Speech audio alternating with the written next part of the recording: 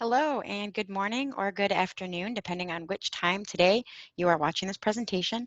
I just want to thank you all for being here. I want to thank your teachers for allowing me to present to you and also for allowing parents the time. I know it's taken a lot of time to do e-learning and remote learning, so thank you so much for sitting down and watching this presentation with your child if you're joining them. And I'll start off by introducing myself. So my name is Carolyn Orr. I work for the Illinois Attorney General's Office in the High Tech Crimes Bureau. We have a program called Internet Crimes Against Children Task Force. And that task force is committed to saving children from online exploitation and preventing crime that occurs online. So for all of you that are at home watching this, when I say Internet Crimes Against Children, think for just a second about what comes to mind. When I go to schools and I ask children, and I'm, in the actual school doing the presentation, a lot of times kids will say things like catfishing, or they'll say things like setting up scams and, using fake identities and things like that. And that is a big part of this. But there are also some risks involved in some of the things that we do when we're using social media and when we're, playing games and things like that. So my role is to come to you and give you some pointers, some tips, and help to make sure that you're staying safe and that you're not finding yourselves in any situations that might be potentially dangerous. So what I'm going to do is I'm going to go ahead and turn off the camera so that way you don't have to be distracted by seeing me off to the side talking, and you could just pay attention to the slides, and then I will turn it back on at the end. Just give me just 1 second. All right, so we are going to talk today about a little bit of a delay here. There we go. Okay. Oh, one thing that I forgot to mention that I wanted to tell you about was something really cool. And if you're a dog lover, you'll probably enjoy this. But we actually have on our team that I was just talking about. So we've got investigators, we've got attorneys, we've got a lot of people doing different things to keep kids safe. And we also have this really cool dog named Browser, along with a couple others that have a very special skill. And these dogs actually have the skills to use their nose to smell the scent of computer parts, of computers, of electronics, of different devices, and how you might be thinking, well, that's kind of weird. Why do they want to smell that? Sometimes when people commit crimes online, they are actually using their computer or their phone or their laptop almost as a weapon, because if they're doing something that they shouldn't be doing, if they're committing a crime online, the computer is the way that they're doing that, right? So sometimes when our police officers and our team members have to go into a house to go, find someone's computer or get their phone or something that might have some evidence on there to help solve the crime, they bring these dogs in, and the dogs can hide or they can sniff anything that's hidden. So kind of cool. I just wanted to share this with you because I know a lot of us love dogs. Dogs are awesome, but these are some really special dogs that help fight crime. All right, so moving on, we're going to talk about connectivity. So how connected are we? What kind of information to share and not to share? Risky behaviors, what's good to report and how to do that. And I'm going to encourage digital leadership by the close of the presentation. So usually when I'm in a school, I can ask all the students to raise their hands and let me know, how many of these apps they're using or which apps are popular. And, in middle school, we've got some students that are online very often and engaging in social media, and we've got some that are not quite using social media yet, or maybe you have rules at home where your parents don't necessarily want you to be using a lot of these apps and connecting so much. And, if they do have those rules, don't be mad at them because they're just trying to protect you. But take a quick look at this slide here and think about how many of these apps that you're familiar with, or how many of these apps you use, or if you're playing games. Maybe you're using FaceTime or Skype to, keep in contact with family, especially during this, this time right now. But we know that you're really connected. We know that you're using a lot of different social media apps. You're using a lot of games. You're connecting. You're talking to people. You're making friends. You're posting pictures. There's a lot of online connection, much more than, something like me or what your parents are used to. So for many of us, when we were kids, we didn't have all this.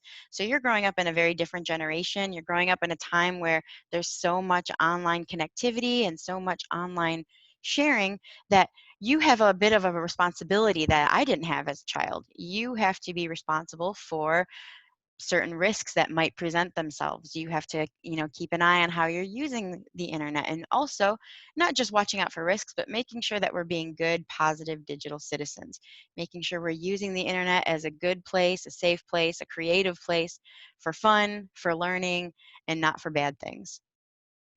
So when you create an account, if you're setting anything up, always make sure that you're asking parents or guardians for permission.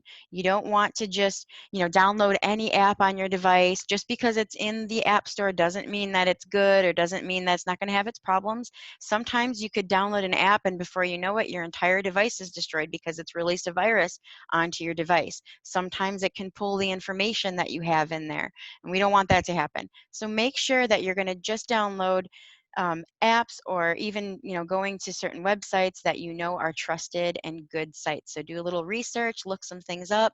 Also talk to your parents or guardians, have them take a look, make sure that it's okay before you just go downloading anything. You also want to make sure you're creating a strong password. If you're using something like your last name or your dog's name or the street you live on or the school you go to or the year you were born, these things are easy for people to figure out, especially if somebody is really determined to figure out your password. They might be able to get that figured out just by knowing a few things about you. So choose a password that's going to be strong, that no one's going to be able to break through or figure out. You also want to think about your profile pictures, which we're going to talk about as we get into this, and locations and privacy. These are all things that are very important. So we'll talk about those bottom ones right now. Here we go. All right, so do you enable your privacy settings? So usually when I'm talking to students, sometimes students will say, yes, I enable all of my privacy settings, or no, I don't really know how to. Or some students will say things like, well, yeah, I would if I knew how. So if you're not really sure, go to the settings on your device. That's usually the little gear. So either if you have an Android phone or if you have an iPhone, just look for the gear, pop that open. You'll have a menu that will open and you can see privacy in there. And from there, you'll be prompted to make selections that are important. You don't want everybody having your information. So go through privacy settings. And something to keep in mind is that even if you set up privacy on your device itself, that doesn't mean that all of the apps are going to have that same privacy. So make sure you know this and also make sure that your parents know. So if you're using apps, like say you're using Snapchat and Instagram, you want to make sure that you go into them individually, separately, and set up your privacy in those as well as on the device itself, because it's not going to be the same all across everything that you use. So as an example, if you're not sure, if any of you are using TikTok, this got really popular, especially over the shutdowns. Lots of kids are on TikTok, even adults now. You want to make sure that you're checking out the privacy in there. So you can go to the top three dots if you're not sure how to find it. If you see three dots or if you see three lines, that's usually a menu bar. So you would just click on that and then the menu would appear where you can click on privacy and safety. You can see the big red arrow over there. And then you have a lot of options. Take a look at those.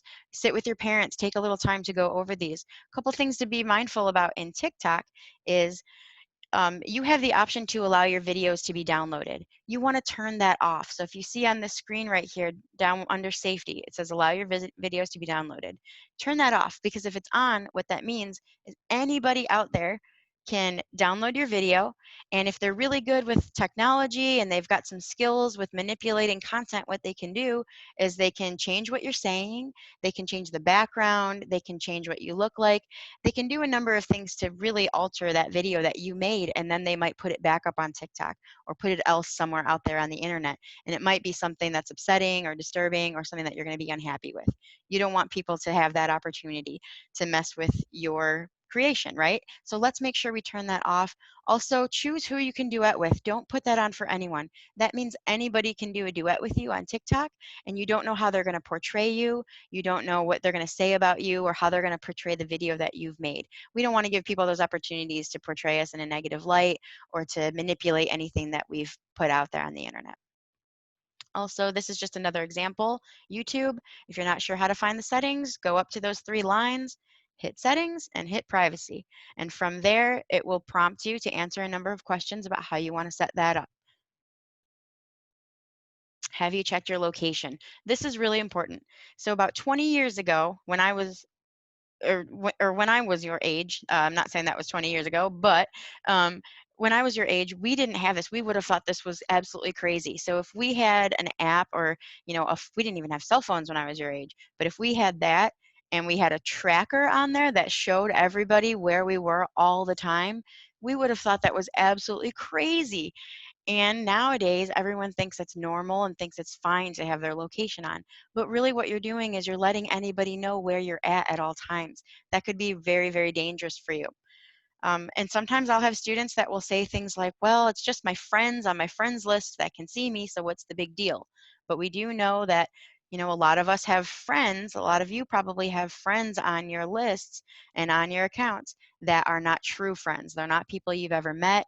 They're not people you know in person. You don't know their story. You don't know if they're trustworthy. Maybe it's somebody that you just grabbed from another friends list, or maybe it's someone that you just thought was cute or funny and you added them, or maybe it's somebody that you played a game with and then you added them to your Snapchat or to your Instagram. So we don't know everybody's true story, and we don't want those people, even if we think we know them and we talk to them a lot, we don't want them having access to our location. They don't need to see where we're at all times. So make sure you go into ghost mode if you're on Snapchat, if you're on any of the other apps. Don't check in all the time. Or if you really want to check in, maybe you visited a cool place, a good suggestion for you would be don't check in while you're actually there.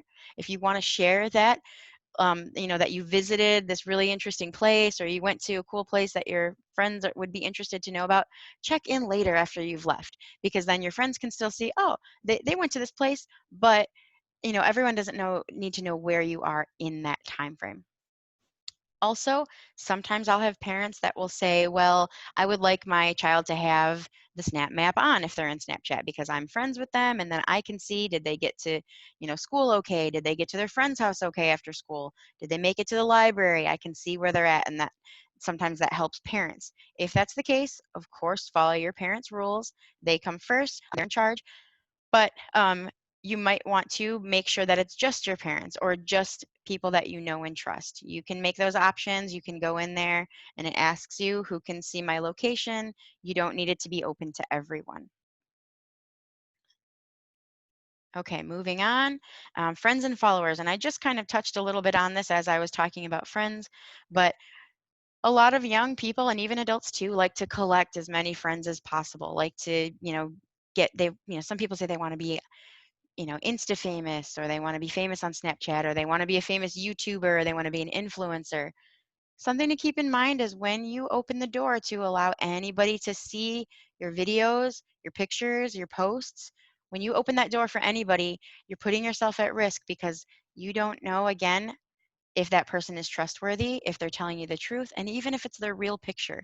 So my suggestion for you would be to, when you go home tonight, if you're in school, if you're watching this from home, when presentation's over, if you have social media or if you're gaming, get rid of those friends and followers that you don't actually know, that you've never met in person, whose stories you do not understand or don't know the truth of. We want to get rid of those and just keep friends that are true friends. And I know sometimes, especially being young and especially growing up in a generation where you're online all the time, sometimes you don't make that distinction about who's a friend. Everybody's a friend, right? Online friends are just as important to you as the friends that you know in person. But I really want to encourage you to not keep a lot of friends that online that you just meet online, because unfortunately, and this is not to scare you, but it's just to let you know that unfortunately we see a lot of situations where people are lying about their age, people are using other kids' pictures as their pictures and trying to talk to young kids, and we don't want that to happen to you. So make sure you only keep friends that you know and trust. So when you're setting up accounts, another part of privacy and just staying safe is making sure that you're using safe profile images. So it depends on the app, but a lot of apps, even if your account is private, and I definitely would encourage you to keep your accounts private, but even if it is, in some apps, your profile picture is still public and people can still see that main profile picture. This can be problematic and this can be pretty dangerous. And the reason for that is because anybody that's kind of snooping around online, anyone that's dangerous and up to no good, if they're up to, something bad. And again, I don't want to scare you, but we know that everybody's not a good person. We know that some people are dangerous. You've probably had the stranger danger talk with your parents and with your, teachers over time. You're in middle school now, so I'm sure you've heard it a lot, but we know that people are not always doing the right thing. So if someone's looking around online looking for a child to talk to and they're not a safe person, if you have a picture of yourself on there, you're giving them opportunity to know a little bit about you. If you use something that isn't your face, they don't know if you're a boy or girl. They don't know if you're an adult or a child. So they're just going to move on and they're going to pass you by. And that makes it a lot safer for you. So if you look at these two pictures on the screen that I have here, We've got a picture on the left of a girl that's just kind of laying in bed taking a selfie, and then we've got a picture on the right of a set of hands holding some sunflowers.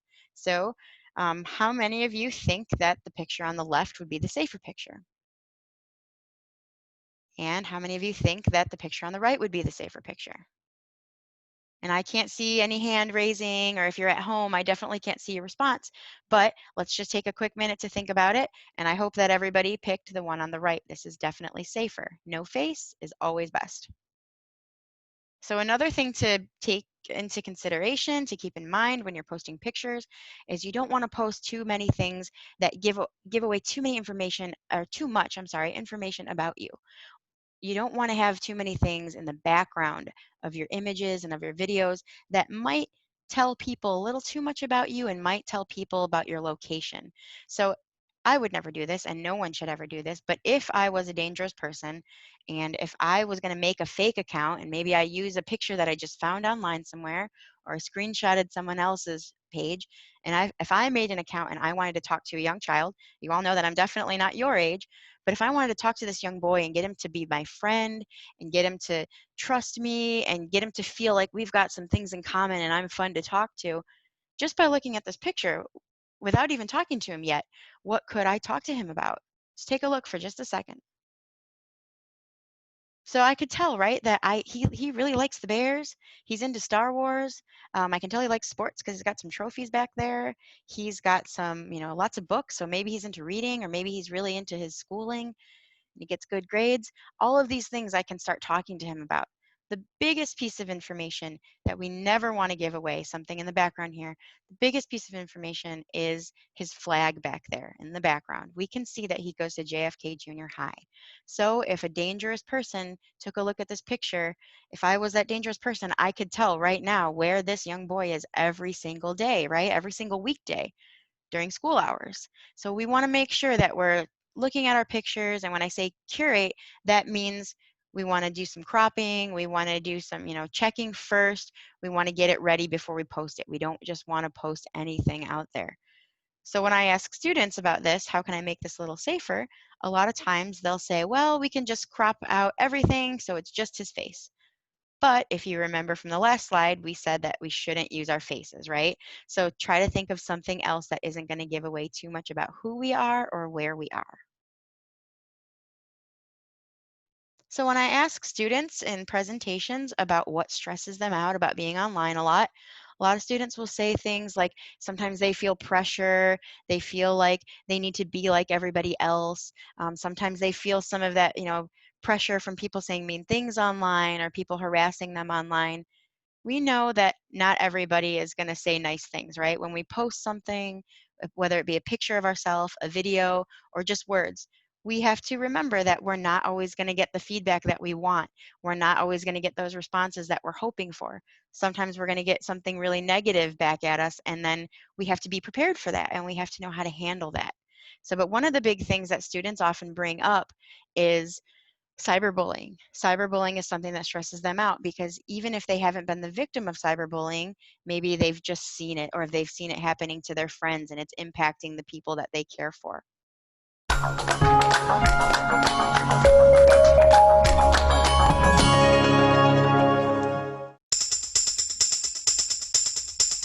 I'm not gonna lie, a little drama I think is entertaining, because that's why people watch drama shows. I'll admit, sometimes if someone say someone posts a picture or something and then people comment like, wow, you look really bad in this picture. And I'll admit, it is kind of fun to read, just like, oh, that's interesting. Girls, I find, are often the gossip queens.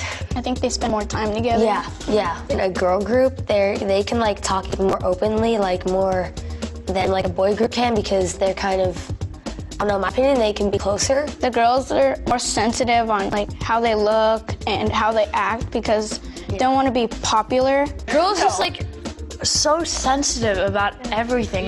We turn everything into a giant dramatic problem or a system, and then eventually you can't even remember. I had a friend who went through this, and in the end she couldn't even remember what it actually started with. Guys handle it way more they swear a couple words and they're done. Yeah, guys can be dragged into drama. Maybe someone likes someone and they're kind of using that person to explain their fact because some girl might be like, well, you're a girl, of course you think that. I feel like girls aren't taken seriously online because like when there are a lot of things that girls do that are just stupid fights that turn into something bigger, and then when they're actually trying to talk about something important or serious, and then people don't listen, they're just like, oh, whatever, it's probably not important, just like everything else. Drama isn't real drama in middle school most of the time.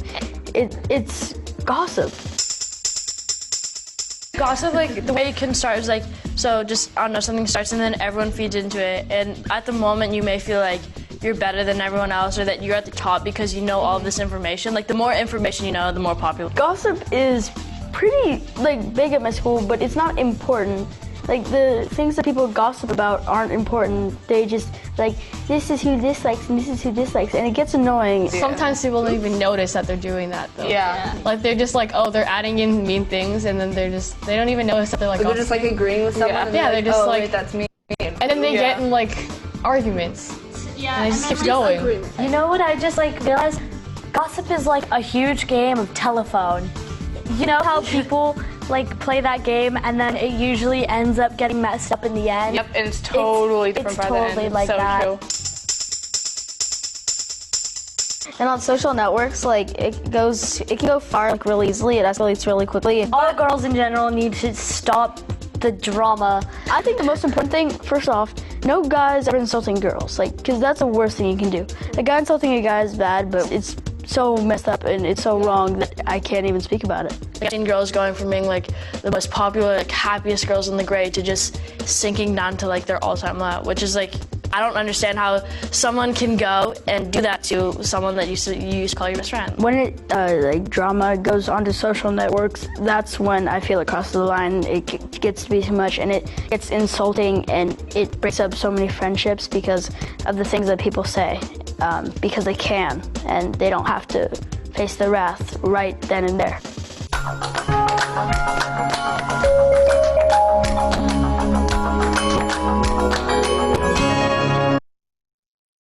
Okay, so we really want to prevent digital drama.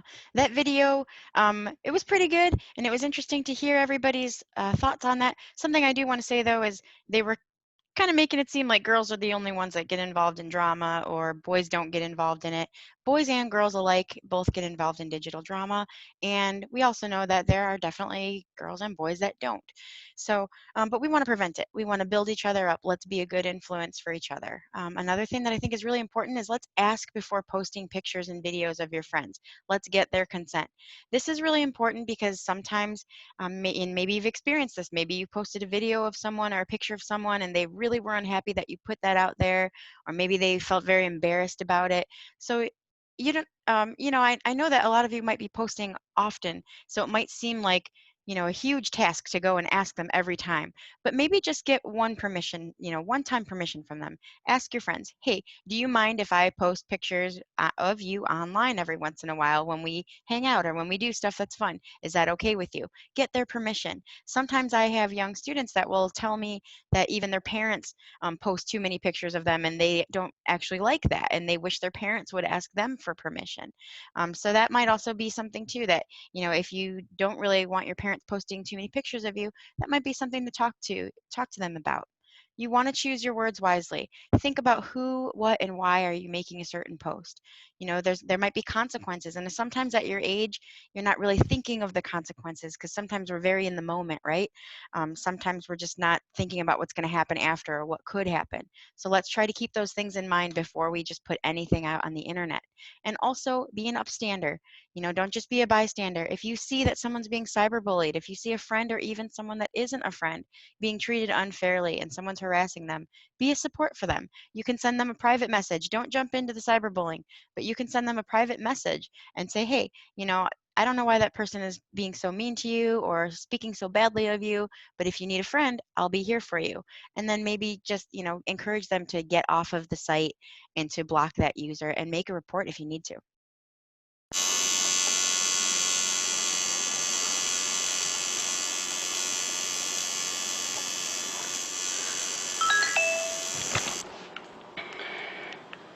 Hey, I just got another one.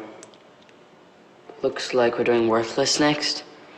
I think there's some room on my back.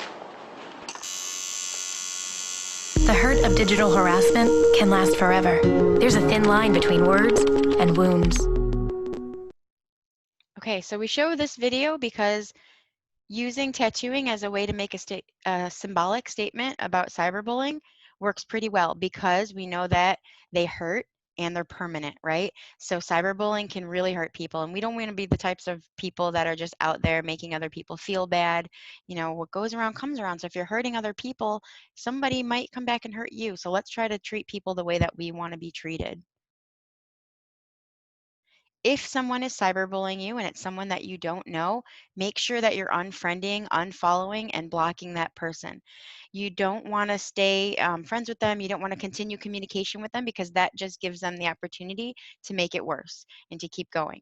If they won't stop bothering you, before you've unfriended them, take some screenshots, talk to a trusted adult about it, make a report within the app.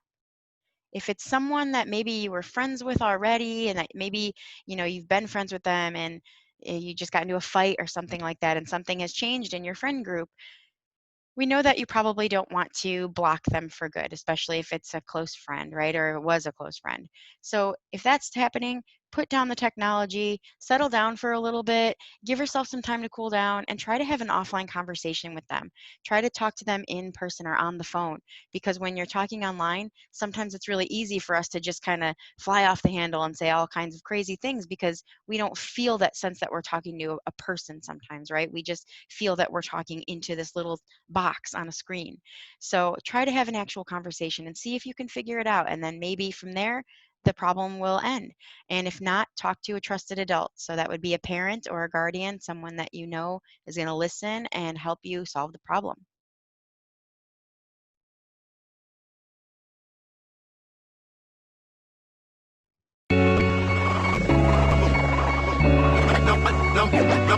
Number 1, 2, 3, 4, 5, 6, 7, 8, 9, 10. Social media can be complicated. Here's some things to think about to help you post smart. Okay, let's go.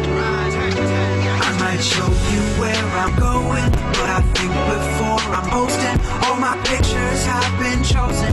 I just posting whatever. I might show you where I'm going, but I think before I'm posting, all my pictures have been chosen. Not just posting whatever.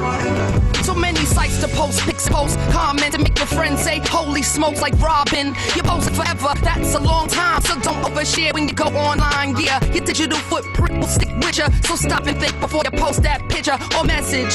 Flow cab, let's go. The top 10 things to think about before you post. Ask yourself, would you say it in real life? If the answer's no, don't post it online. And if you wouldn't want it said about you, don't post it about someone else. That's the golden rule. Number 2, are your posts vain and narcissistic about your perfect life, all designed to elicit jealousy and envy in the people who will read it? If so, don't post that brag, delete it. Number 3, that's TMI, folks. I have a rash. Well, I didn't want to know. Number 4, are you posting every detail of your life? Who in their right mind is gonna find that nice? Woke up, hashtag bagel, hashtag shower, and 20 more posts in the next half hour. Think about the reader when you're sharing. Edit your posting, your friends will keep caring. Number 5, a bit like 4, here's what else. Keep your relationship details to yourself. You don't need to post every hug and sunset. That might make your single friends feel upset. A moment still has meaning if you don't post it. Know this. Now let me get back and focus. Number 6, the cryptic cliffhanger, man. Like,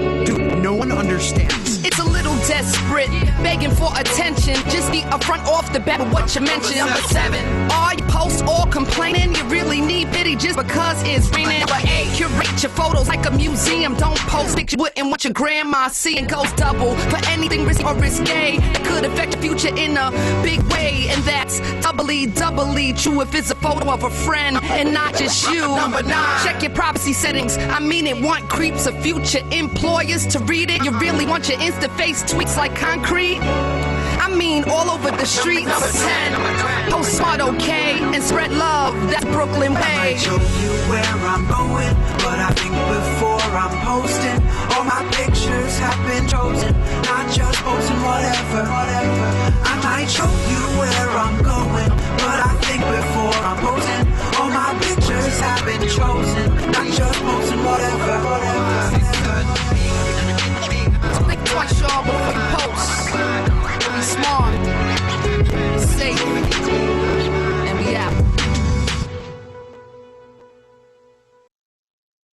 Okay, so that video was all about thinking before you post. So here's a list of everything that they brought up in that video.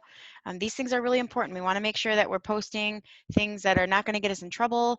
We want to post things that are positive. We don't want to post things that might hinder a future opportunity. And what I mean by that is, you know, you're in middle school right now, but when you get to high school, there might be a team that you want to join. When you're done with high school, there might be a college that you really want to go to. And I know it seems like it's far away, but that point's going to come when you're ready for your dream job, for whatever it is that you want to do, you know, with your future adult life. And people are going to look you up. That's how we find out information about people now. So people are going to look you up and they're going to try to find out, you know, some things about you to see what kind of character are you, what kind of, you know, things are you talking about, or what kind of you know, personality do you have? And you know, sometimes people say, well, they shouldn't do that because that's a separate life. That's my social media life. But that's what happens. That is what people do. So we want to think about that. We want to think about, you know, will the things that I'm posting right now be a problem for me down the line? So you never want to post anything that's violent. You don't want to post hate speech, no activities that are inappropriate for your age, and nothing that's risky or illegal. We shouldn't be doing these things anyways, right? Just because these are not the right things to do. But we also want to think about the fact that it will impact us in a negative way. We might lose out on an opportunity. We might not get chosen for that team. We might not get into that college we really want to go to. You know, we might get denied from certain things because of what we're putting out there. So think of your posts kind of like a story that you're telling yourself to the world about who you are. So let's make sure that that's a good story. So this next topic can be a little bit uncomfortable for students, especially for younger students, but it's really important that we talk about this because we see a lot of very young students engaging in sexting and having problems because of it. There's problems in the schools, there's problems with the law, and there's also problems with the individual person who experiences embarrassment and shame and all of the other negative things that come along if that image gets spread all over the school or gets sent out to anybody else. So sexting is the act of sending a sexually explicit message um, or messages or images between electronic devices. So you never want to send something that doesn't have, you know, a picture of yourself that is, when I say explicit, that means not enough clothes on, or something that's a little too revealing. We don't want to be sending that kind of stuff. Hopefully none of you are doing this. But we know that sometimes, especially as you are getting a little older and as you know, are a teenager and maybe when you get to high school, you might face some pressure. You know, there are sometimes people out there online or even your friends that might start asking you for stuff like this. We always want to say no. You need to think about how permanent things are when we put them online. Even when you send a text to somebody, you might not think of that as putting it online, but it's traveling from one device to the other through the internet. So it is online and it's always out there. And once you put that image out there, you don't have control of it anymore. Somebody else has control of it. Somebody else can do whatever they want with it. They can put it on websites, they can send it to other people, and before you know it, everyone in the school might have that picture. So let's think about how will we respond if we are being pressured for something like that. Stand your ground, always say no. So if we take a quick look at this chart right here, I don't want to bore you too much with the graphs, but this is interesting. We can see that if you look at the youngest ages, even very young kids, you know, 12 years old, but even younger, are getting themselves involved with making these types of pictures and sending these types of pictures. And as you get older, it seems like more and more students are doing it. We really don't want to be doing this. This can ruin our reputations. We can get in trouble with our parents, with the school, maybe even get in trouble with maybe your church or anybody else that you are affiliated with in your social circles. So we can also see that males are sending and receiving much more often than females, but the numbers are still rising. So we don't want to engage in this type of behavior. We don't want to participate if anyone's asking us, especially if it's a stranger online that you've talked to and they're asking you to send images that you know are inappropriate. Don't give in to that pressure. Always say no. You probably get lots of messages every day. But what if you got one like this? What would you do? You send a picture? No? Cool. That's an easy way to protect yourself. But what if you'd chosen differently? what if you send the picture? They'd never share it with anyone else, right? Do you want the picture shared with others? Sorry, you no longer have a choice. It's out of your hands now. Because sometimes people we trust break that trust. Maybe the person you sent the picture to shows it to some friends. Maybe they send it to a couple friends, who send it to a couple more friends, who... You get the idea. It spreads. And you never know who might see it. Your little brother? Your mom? Other people at school? Seriously? And I would never. Even strangers can get a hold of your picture. You never really know where that picture will end up. Look at it. How long it will be out there? Or what the consequences will be. Don't let others decide what happens to your image. Think before you share. Learn more at netsmarts.org. And hey, if your image is already out there, no. Okay, so we've already talked about some of the things on this list here, but one thing that I do want to make sure that I say is if someone's been bothering you and asking you for things that are inappropriate, always make sure you report that. Sometimes kids don't want to report to their parents because they're worried that, maybe they're going to take away your phone or something like that. But it's really important that if somebody out there is trying to get images from you that are inappropriate or trying to get you to do something that you know is not right, that person's probably also doing it to a lot of other kids too. And this could be really dangerous, right? So if this is happening, make sure that you report this. Tell your parents, tell your teachers, and there's a website that you can go online to make a report to, and I will tell you of that in just a minute. That is the Cyber Tip Line. So you can go to the Cyber Tip Line. Oh, it doesn't say it on here, but you can go to cybertipline.org. If for some reason somebody has a picture of you that you know is explicit or you want to get that taken down, you can go to missingkids.com and you can report it there and they will try to get that imagery off of the internet. So a few red flags before we go. Nobody online should be asking you to be their boyfriend or girlfriend. You don't want to have an online boyfriend or girlfriend because, again, if you don't know who this person is, you're just seeing pictures. You're just seeing profiles. You're not knowing the truth of who that person really is, and this could be very dangerous. You don't want to send pictures to anyone, especially if they're asking you for, gift card, or if they're telling you they'll give you a gift card, or they're telling you that they'll give you something in exchange for it. This is usually a scam. It's usually a lie. You're most likely not going to get anything in return for it. So just know that, this is a red flag. If you see this, stop talking to that individual. If someone's asking you to look at adult content with them or even having adult conversations, most likely they're lying about their age. It's most likely an adult then who's, trying to make you think that they're younger. Also, if they tell you not to tell others about your relationship with them, if they don't want other friends of yours to know that they exist, if they don't want your parents to know that they exist, if they say this will be our secret, this is a red flag.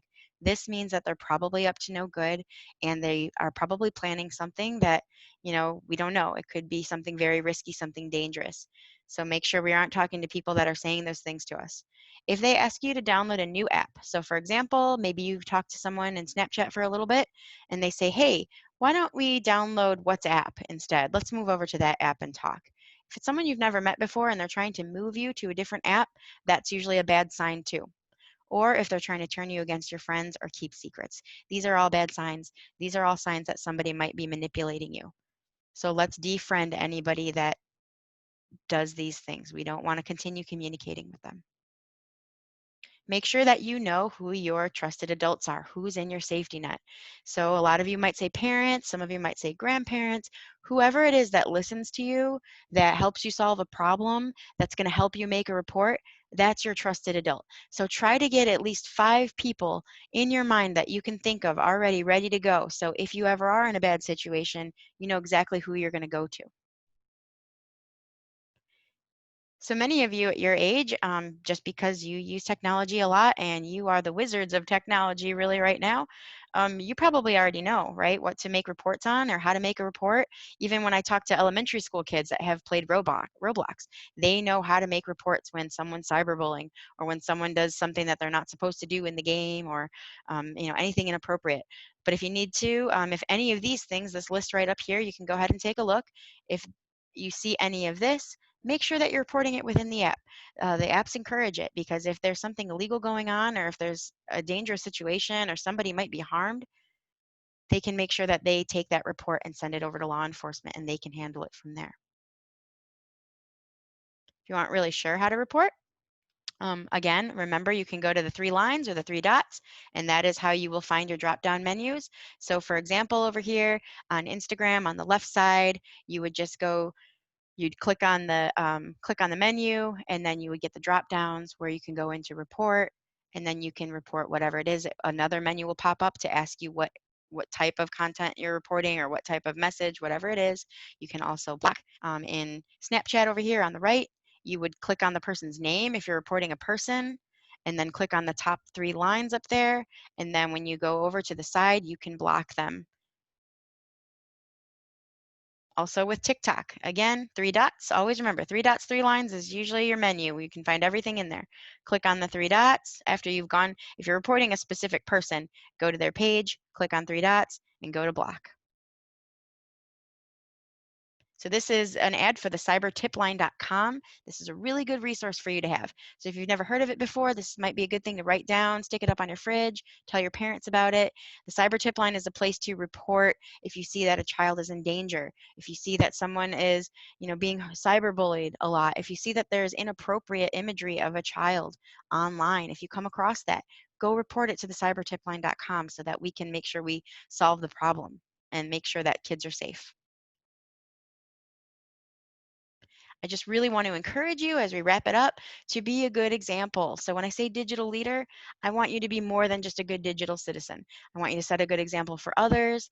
I really hope that you're going to share this knowledge that you've learned today. So if you've learned a few things, share it with maybe your younger brothers and sisters, depending on their age. Maybe you don't necessarily, if you've got younger brothers and sisters, talking about sexting might be inappropriate for them, but something like the profile pictures we talked about, if they have gaming accounts or something like that, or if for some reason they're allowed to use social media at such a young age, you can say, hey, let's change your picture. We're not supposed to have your face on there. That's dangerous for you. So set a good example. Share the knowledge that you've learned. Remember to be kind and empathetic. If you don't know what empathy means or empathetic means, that means that you're able to put yourself in someone else's shoes. You're able to think about what they're experiencing. Try to keep that in mind when you're online, when you're interacting with other people. Speak kindly to each other, be respectful to each other. Don't participate in the cyberbullying. It actually shows that you're a stronger person if you don't participate in the cyberbullying. The reason for that is because sometimes it's just too easy for us to just jump on the bandwagon with everybody else, right? If we see people are being mean, sometimes we just want to make ourselves look cool to that person, so then we start acting mean, and that's the easy way. It's harder. It shows that we're stronger if we can withstand that and say, nope, this is too much drama. I'm not going to get involved. I'm not going to do this. That makes you a stronger person. Hold yourself accountable for your actions. If you make a mistake, be willing to apologize. It shows that you're a stronger person again, because sometimes it can be pretty hard, right, to kind of drop that pride a little bit and give an apology. Always be an upstander. Don't be a bystander. Don't just watch things happen. If you see something happening online that shouldn't be, tell a trusted adult, make a report. So this is the time that I would normally be asking if any of you have questions.